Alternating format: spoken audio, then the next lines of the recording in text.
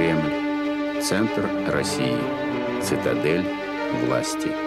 Больше 5 веков эти стены не только надежно скрывают государственные тайны, но и защищают их главных носителей.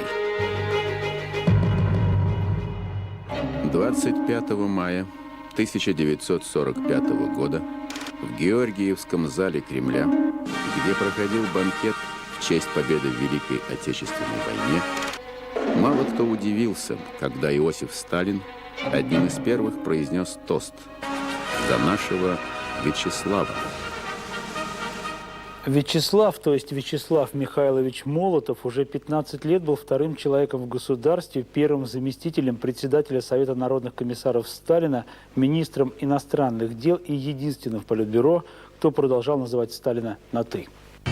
Это было неудивительно, ведь знакомы они были с 1912 года. Сдружились окончательно в революционные дни 17-го. А с начала 30-х годов именно связка Сталин-Молотов олицетворяла во всем мире советское государство, находившееся в 1945-м в зените своего могущества. После банкета пройдет некоторое время, и в узком кругу Сталин произнесет: «Мне пора на пенсию, пусть Вячеслав поработает».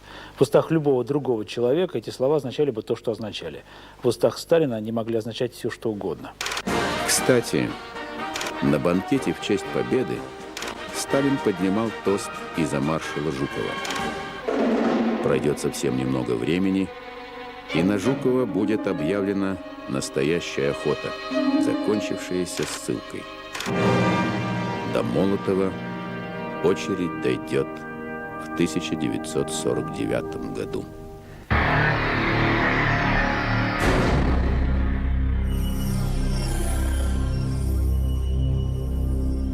У меня коленки задрожали, когда на заседании Политбюро сам Сталин стал зачитывать материалы по Полине Семеновне, подготовленные чекистами.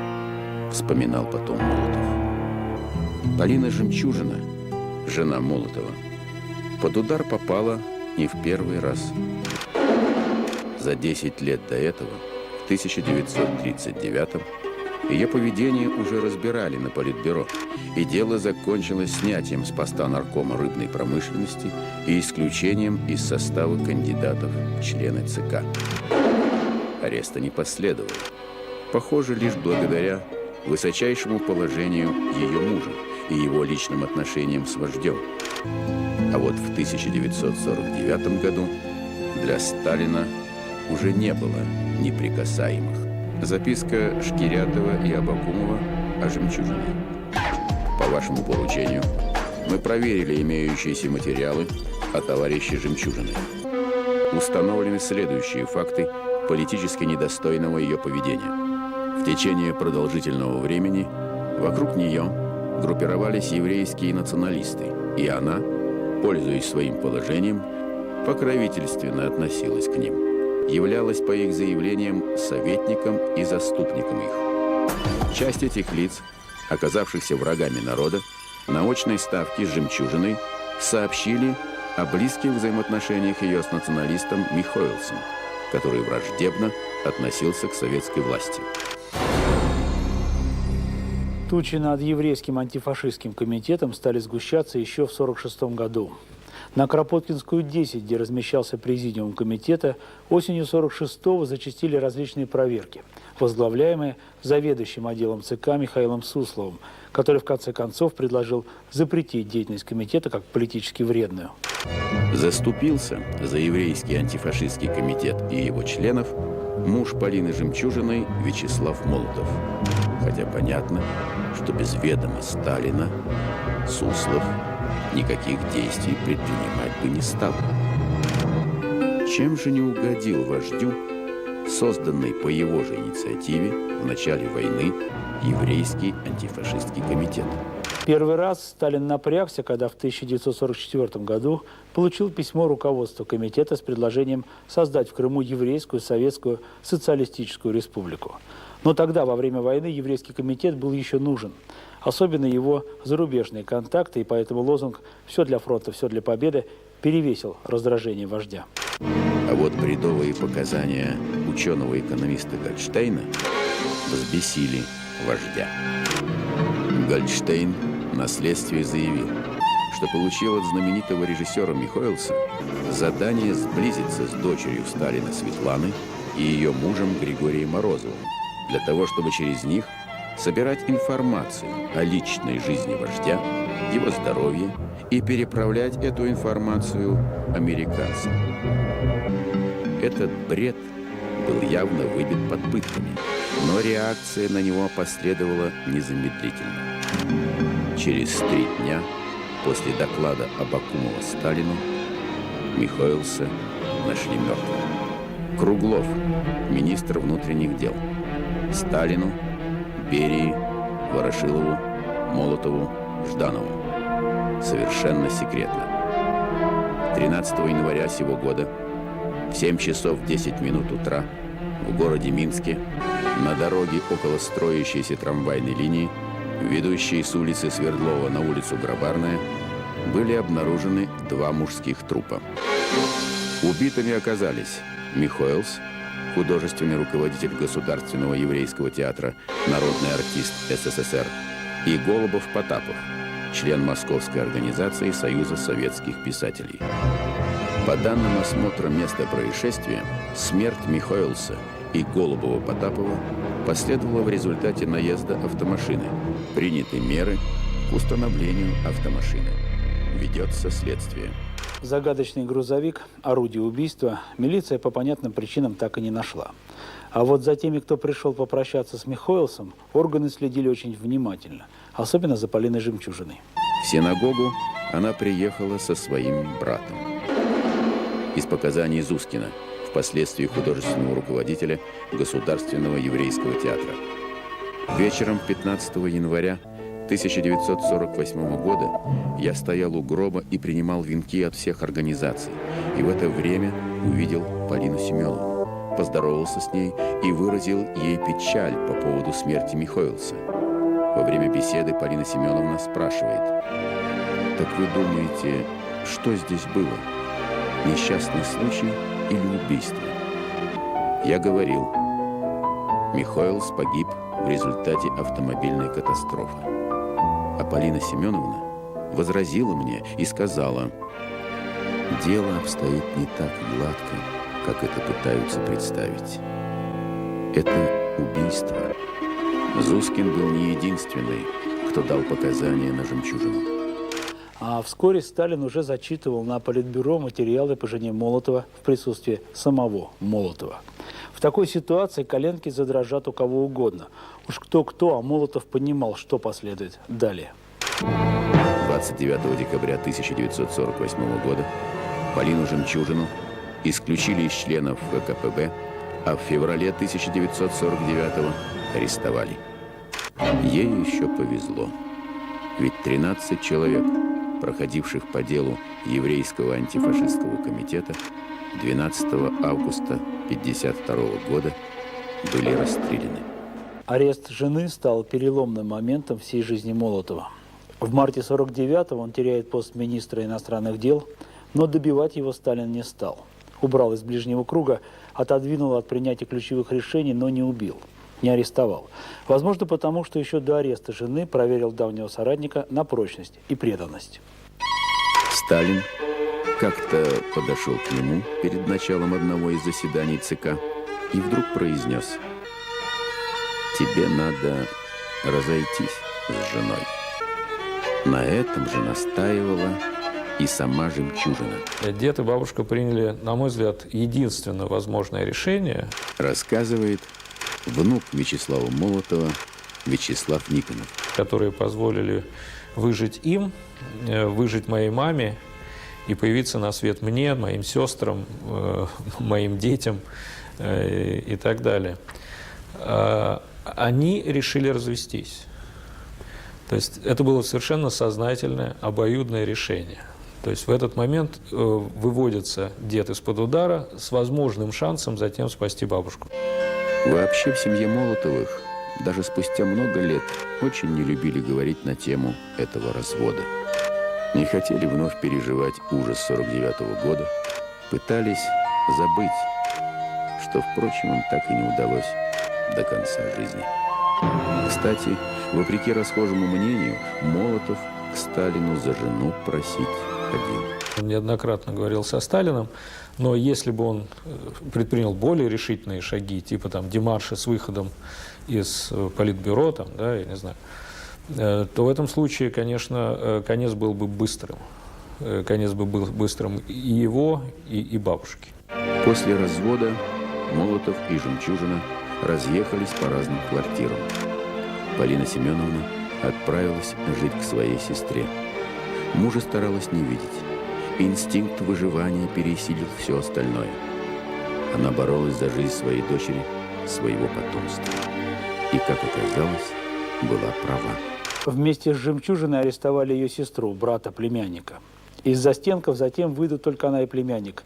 А вот первого заместителя председателя Совета министров Советского Союза Молотова и его дочь от брака с Полиной Жемчужиной не тронут. Как потом вспоминала сама Жемчужина, на допросах ее не били, но периодически не давали спать. И это было невыносимо. По вопросам о муже она быстро поняла, что материалы на него все-таки готовят. А он, несмотря на все свое положение, информации о жене почти не имел. Лишь Берия, великий гуманист, на заседаниях Политбюро, проходя мимо, шептал: «Полина жива». Так продолжалось и во время ссылки Полины Жемчужиной в Казахстан. Рассказывает Вячеслав Никонов. Это была необычная ссылка. Это был сарай посередине пустыни. Вокруг на 100 километров ничего. Раз в неделю кто-то приезжал, привозил еду, привозил воду и все. То есть это была очень такая жесткая, строгая изоляция. В 1952 году Полину Жемчужину вернули в Москву на Лубянку. Она быстро поняла, что привезли ее, потому что готовили арест Молотова. Она не знала, что осенью 1952-го состарившийся Сталин на 19-м съезде нанес новый удар по своему ближайшему окружению. Заявил, что в Политбюро раскол, что ошибки троцкистского характера совершает Микоян, и что, о ужас, антиленинские позиции занимает Молотов. Это был приговор. Уж кто-кто, а многолетний сталинский друг и соратник Молотов это понял лучше других. Всю зиму 1953-го он ждал ареста. Вздохнул с облегчением лишь 5 марта 1953 года, когда умер Сталин. Парадокс, но и Молотов, и Жемчужина до конца своей жизни Сталина не сдавали и считали выдающимся человеком. Не зря было сказано: гвозди бы делать из этих людей. Жемчужиной, находившейся на Лубянке, о том, что Сталин при смерти, естественно, никто не докладывал. И вдруг, после одного из допросов, в камере появились мандарины. Я, говорит, от этого запаха чуть не потеряла сознание, потому что совершенно другой мир. Александр Ушаков, друг семьи Молотовых. И мне показалось, что меня хотят отравить. И я впала в истерику, стала что-то кричать и потеряла сознание. И говорит, я очнулась, потому что стояла сестра, мне сделала укол. А потом ее повели куда-то по Лубянским коридорам. Скоро она узнает, что 2 дня назад похоронили Сталина, а сразу после его смерти Молотов резко бросил Берию: «Верни Полину». Возвращать ее Молотову Берия решил сам в своем кабинете. Туда-то и повели пришедшую в себя Жемчужину.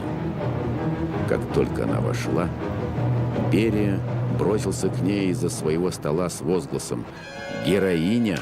И я потеряла сознание. И когда я очнулась, я была в этой же комнате, стоял Вячеслав Михайлович. Александр Ушаков слышал из уст самой жемчужины рассказ о тех событиях. И тут я поняла, что человек, который рядом с ним, это Берия. И Вячеслав Михайлович сказал очень жестко: не надо ее переодевать, я ее забираю. Поехали на дачу. Степень физического и нервного истощения жены потрясла Молотова. Она практически не могла стоять на ногах. О чем говорили в машине муж и жена после долгой разлуки, они не рассказывали никому и никогда.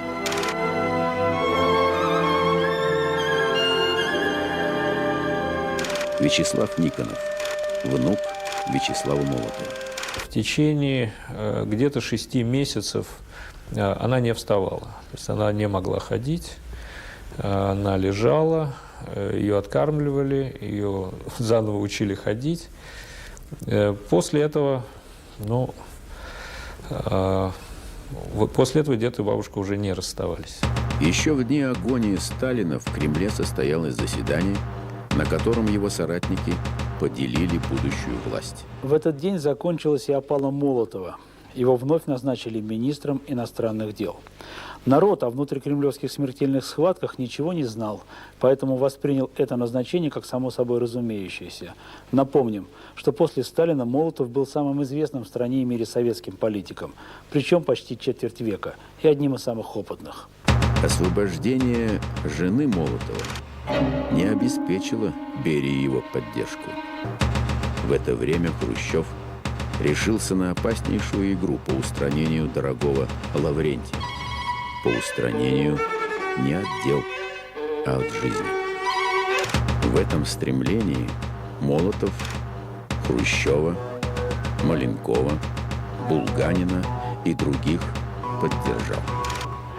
Трансляцию суда над Берией члены Политбюро слушали в своих кабинетах, куда специально провели прямую связь.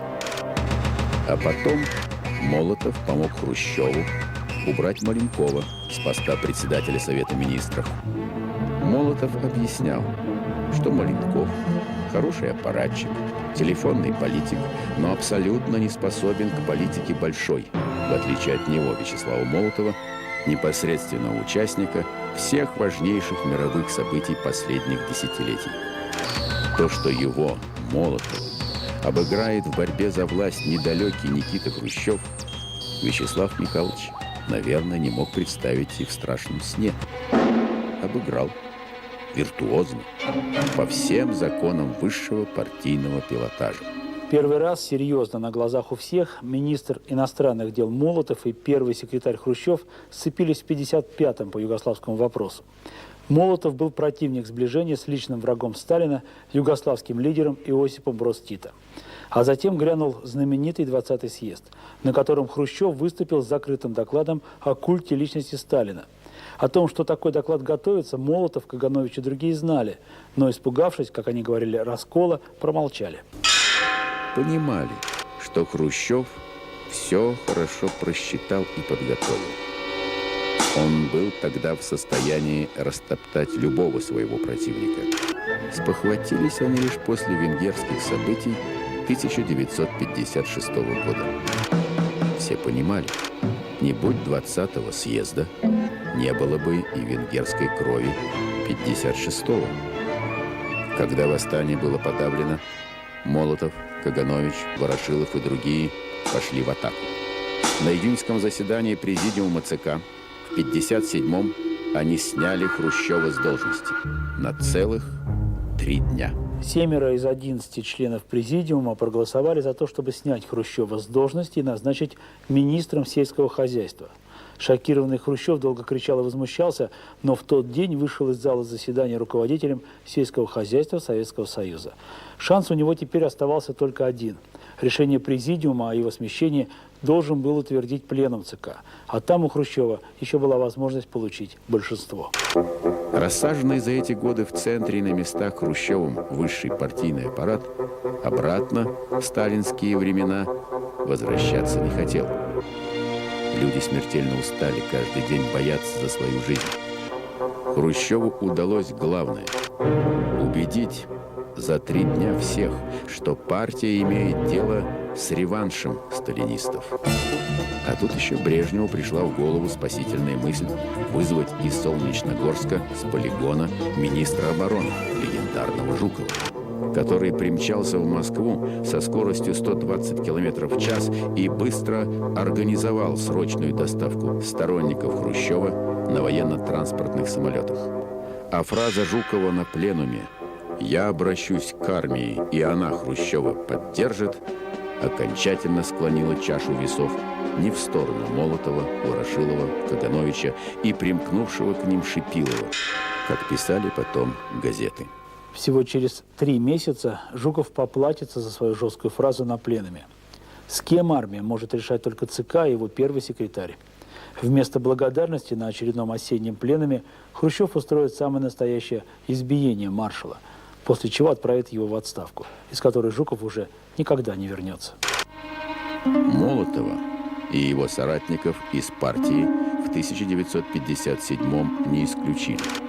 Слишком громкие имена, слишком большая история стояла за ними всеми. Просто отправили в ссылку. Молотов уехал вначале послом даже не в Париж, в Монголию. А через 2 года отправился спецпредставителем Советского Союза при МАГАТЭ в Вену. В 1957 году количество друзей и семьи уменьшилось там многократно, в десятки, а то и в сотни раз. Рассказывает остался Вячеслав определенный Никонов. круг людей, друзей, прежде всего, друзей отца, друзей матери, друзей бабушки, которые продолжали общаться, но это, безусловно, были неофициальные лица. Никакие официальные лица с Молотовым, конечно, никаких контактов не поддерживали. В Вене после прибытия туда Молотова очень сильно занервничал посол Виктор Иванович Авилов. Отгородиться от общения с опальным Молотовым он старался по-всякому и очень боялся оставаться с ним 1 на 1. Мало ли кто и что доложит в Москву. Поэтому почти на всех встречах с Молотовым он просил присутствовать резидента советской разведки в Вене Николая Петровича Новика. Не приглашали Жемчужину и Молотова на общие мероприятия советской колонии в Австрии, будь то выезды на природу, экскурсии или что-то другое. Знакомиться с австрийской глубинкой Молотов и Жемчужина ездили одни. И это стало головной болью для советской резидентуры. Дело в том, что в июле 1962 года в Вену прибыла группа американских разведчиков, 4 человека, во главе с генералом, для соответствующей обработки Вячеслава Михайловича Молотова.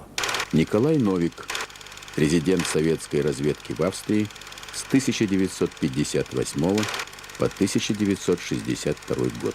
Прибывшими американцами было сделано Молотову письменное предложение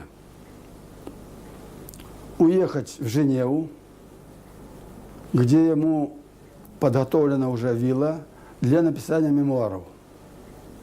И кроме того, ему подготовлена сумма в 100 тысяч долларов как аванс.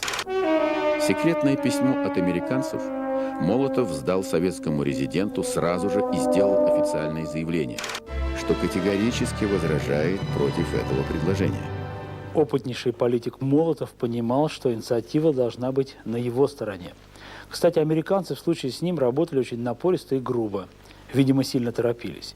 В письме был даже указан номер телефона, по которому следовало позвонить Молотову.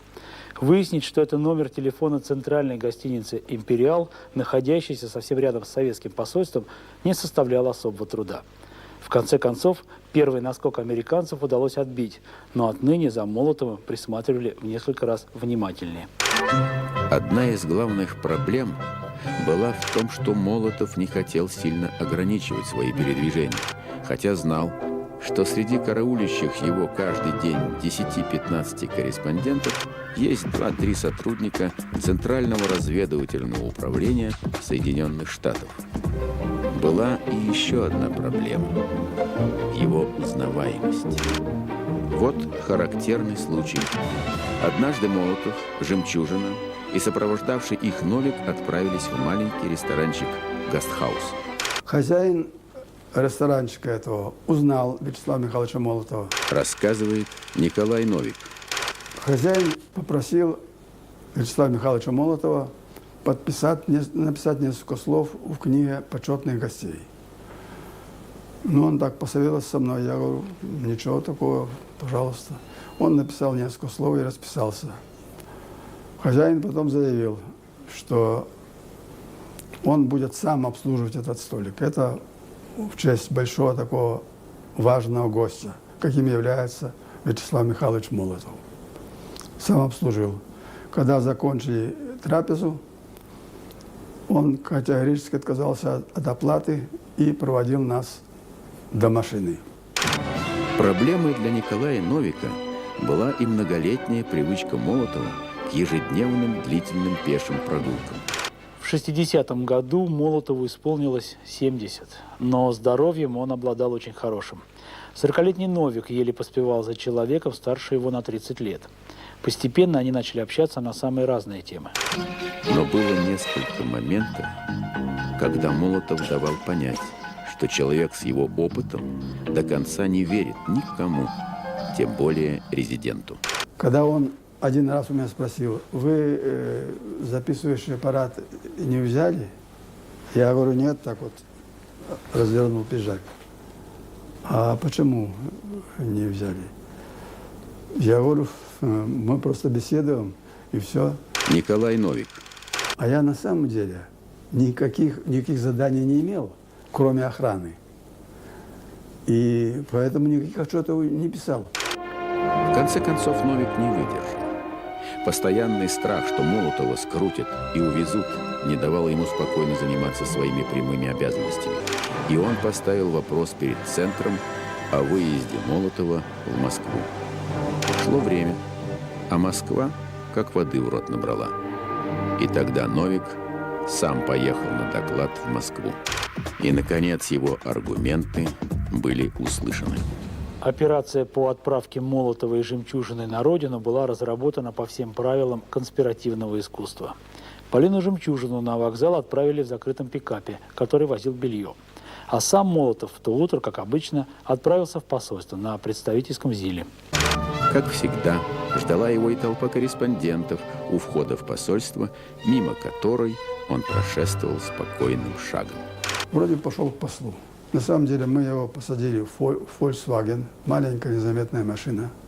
И через боковые ворота в соседний переулок выехали.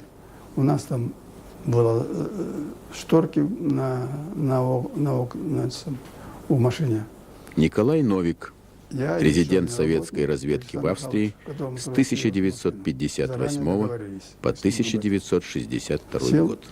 И завезли до вагона. Посадили в вагон, и кто-то из корреспондентов хватился, что уехал. Они на вокзал, а поезд уже ушел. Кроме прогулок, было еще одно занятие, которое Молотов не бросал всю свою жизнь. Он считал своим долгом высказываться по всем основным направлениям развития страны. Даже в опале Молотов регулярно отправлял в ЦК свои работы, которые зачастую шли вразрез с официальной линией партии. Сказать, что эта активность раздражала Кремль, это значит ничего не сказать. Родные и близкие неоднократно пытались уговорить его бросить это занятие, но Молотов был непреклонен. В конце концов, Хрущев не выдержал, и в 1961 году на 22-м съезде Молотова, Кагановича и Маленкова исключают из партии за антипартийную позицию. Вячеслав Никонов, внук Вячеслава Молотова. Он создавал проблемы для семьи, конечно. С 1957 года никакой карьеры там ни у моей матери, ни у моего отца не было. Мы были все невыездные на протяжении вот всех этих десятилетий. А бабушка действительно порой пыталась уговорить деда встать на более примирительную позицию, но это было абсолютно безнадежно. Молотов не тот человек, которого можно было уговорить там, на какую-то примирительную позицию. По воспоминаниям родных, Жемчужина все-таки была более приземленным человеком. Отстроив заново свой дом, Полина Жемчужина, как нормальная женщина, заботилась о будущем своих детей и внуков. Старалась, несмотря на глубочайшую опалу мужа, сохранить за семьей хоть какие-то льготы и привилегии. Ведь Молотова лишили всего, даже персональной пенсии. Получал он 120 рублей. Парадокс, но к центральной клинической больнице он был прикреплен как муж репрессированной Полины Семеновны Жемчужиной. Небольшую дачу в Жуковке получила тоже она. А Молотов продолжал писать письма в ЦК. Несколько раз с ним разговаривал по телефону Брежнев, но дальше этого дело не двигалось. Невероятно организованный, Молотов каждый день вставал в одно и то же время, прочитывал горы литературы, обязательно спал после обеда, не терпел опозданий к столу и каждый день совершал длительную пешую прогулку. В Москве это иногда превращалось в небольшое шоу, как сказали бы сейчас. В 60-х, 70-х его продолжали узнавать. Да, ходил в магазины, делал покупки и так далее. Вот в связи с этим как раз ему, собственно, и вновь предложили дачу, чтобы он где-то гулял в другом месте, а не в центре Москвы. И там он тоже гулял, общался с людьми, естественно. Он ходил, да, там был сельпо, он ходил в этот магазин, там была какая-то палатка в Жуковке, где надо было стоять в очереди, и он туда тоже приходил, какие-то продукты брал. С Жемчужиной до конца жизни они жили, как говорится, душа в душу. О ее аресте не вспоминали, во всяком случае при посторонних. Никогда не ссорились. Обожали внуков. Хотя дед был очень недоволен увлечениями юного Вячеслава Битлз и футболом. Считал, что это отвлекает от изучения серьезной марксистско-ленинской литературы. Делал все, чтобы Слава увлекся политикой. Родители у меня там смеялись, как-то меня забирали из больницы, я в 5-летнем возрасте был, сажают в машину, и я спрашиваю, а закончился ли официальный визит в Советский Союз министра иностранных дел Кубы Освальдо де Стикоса Тарада. Это, конечно, от деда. Весной 1970 года в связи с резким ухудшением здоровья Полину Жемчужину поместили в Центральную клиническую больницу. Диагноз – рак. Каждый день 80-летний Молотов садился в Жуковке на электричку, доезжал до Филей, пересаживался на метро, затем садился в автобус, шедший до больницы, проводил там день, а вечером проделывал весь путь в обратном направлении. До больницы езды от Жуковки 10 минут, но машина Молотову не полагалась, и он тратил на дорогу час в один конец. Умерла Жемчужина 1 мая 1970 года. Свою обожаемую Полину Молотов переживет на целых 16 лет и уйдет из жизни, когда страна будет отмечать другой пролетарский праздник 8 ноября. Мистика. За 2 года до смерти, в 1984 году, Молотова вдруг восстановят в партии. Хотя обращался он с этой просьбой в ЦК постоянно, особенно накануне каждого очередного съезда. Правда, при этом свои записки туда же о положении в стране отправлял гораздо чаще. Дед рассказывал, что приехали 2 машины, значит, на дачу. Очень вежливые люди сказали, что вот, Вячеслав Михайлович, не могли бы вы поехать с нами в Центральный комитет, да, вот вас восстановили в партию. И мне уже домработница рассказывала, как дед там, волнуясь, пошел одеваться, очень долго там примерял костюм, галстук и так далее, и так далее. Принимал Молотова сам генеральный секретарь Константин Устинович Черненко. По возвращении 94-летний Молотов скажет про 73-летнего генсека, Что-то он задыхается. Боюсь, долго не протянет. Аудиенция длилась минуты 2. В тот день на даче накрыли стол. Восстановление в партии Молотов со своим фирменным упорством добивался почти 25 лет. А добившись, видимо, потерял цель в жизни. Он всю жизнь за что-то и с кем-то боролся. И вдруг все закончилось. С этого момента, по свидетельству близких, он начал резко сдавать. 8 ноября 1986 года в Центральной клинической больнице умер человек, с уходом которого закончилась целая эпоха. Этот человек вступил в партию большевиков в 1906 году, в первую русскую революцию, а умер в самом начале перестройки, которую, кстати, сразу одобрил. Вместе со своими соратниками он попробовал осуществить на земле грандиозный эксперимент, равного которому история, пожалуй, не знала. Они были фанатиками своей идеи и не считались ни с чем, ни с вековыми традициями, ни с человеческими жертвами, ни с Богом, ни с дьяволом. Именем революции они готовы были убрать с дороги даже родственников и друзей, если эти родственники и друзья переставали верить в их идеи. Эпоху, в которую они втянули страну, называют великой и ужасной. Точнее не скажешь. Я вообще считаю, что дед, наверное, счастлив, что он не дожил до 91 года. Вячеслав Никонов, внук Вячеслава Молотова. В 1989 году, когда вот открылись эти шлюзы исторической правды, полились потоки грязи и на Молотова, на семью и так далее. И у меня же тогда не стало мамы. Она не пережила этого. В 1989 году один не очень мной уважаемый, но очень известный публицист написал статью, где доказывал, что когда арестовали мою бабушку, моя мама от нее отреклась на партийном там, или комсомольском собрании, что было абсолютной ложью. Вот через несколько дней после этого у мамы случился просто сердечный приступ, и она умерла, не дожив недели до своего 60-летия, которое мы уже готовили отмечать. Отец, я считаю, он тоже не пережил, скорее всего, распад Советского Союза. В 1992 году у него резко обострилась болезнь, и он умер. То есть я считаю, что деду повезло, что он не дожил до этого.